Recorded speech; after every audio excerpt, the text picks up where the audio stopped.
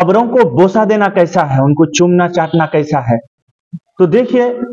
بزرگان دین سے عقیدت و محبت کے بارے میں طریقہ یہ ہے کہ ان حضرات کے بارے میں دل میں عقیدت و محبت کے جذبات رکھیں،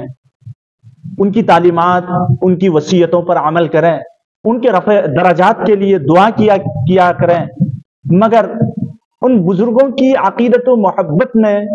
قبروں کو بوسہ دینا، عقیدت و محبت میں ان کا طواف کرنا،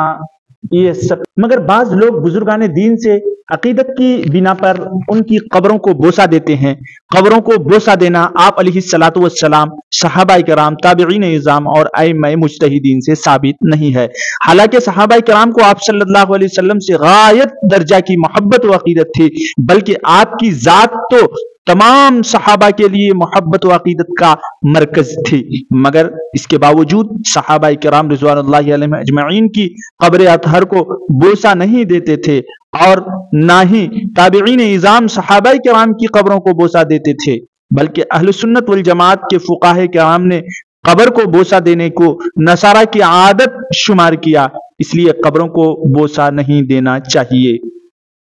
زیارت قبور کے وقت مستحب یہ ہے کہ قبلہ کی طرف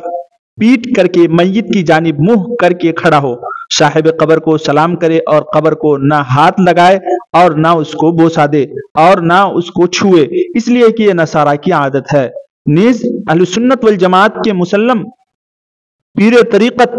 حضرت محی الدین شیخ عبد القادر جیلانی رحمت اللہ علیہ قبروں کی زیارت پر جانے والا قبر پر ہاتھ نہ رکھے، نہ ہی قبر کو بوسہ دے، یہ عمل یہودیوں کا ہے۔ الغرض اہل سنت والجماعت کے فقہاء کرام کے نزدیک قبر کو بوسہ دینا جائز نہیں ہے، بلکہ یہ نصارہ کی عادتوں میں سے ہے۔ اب وہ حضرات ذرا اپنے بارے میں سوچیں جو قبروں کو بوسہ دے کر گناہ کا ارتکاب کرتے ہیں اور اپنے آپ کو ثواب کا کام کرنے والا شمار کرتے ہیں، جبکہ فقہاء کرام نے